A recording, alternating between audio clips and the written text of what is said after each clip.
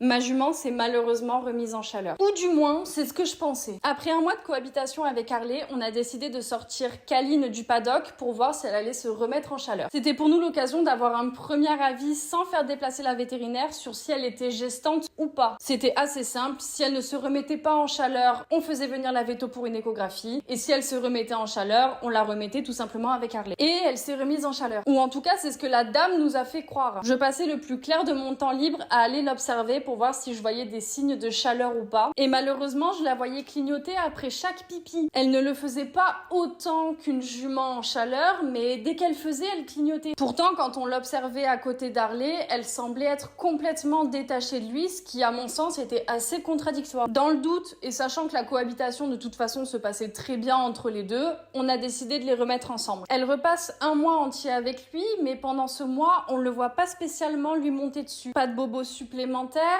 les postérieurs de Kaline ne sont pas spécialement sales non plus. Et puis un jour, alors que nos deux tourtereaux devaient simplement rentrer au paddock après avoir passé la journée au pré, Kaline décide de s'isoler d'Harley et d'aller dans un paddock vide, juste en face de lui. Mais ça, c'est une autre histoire.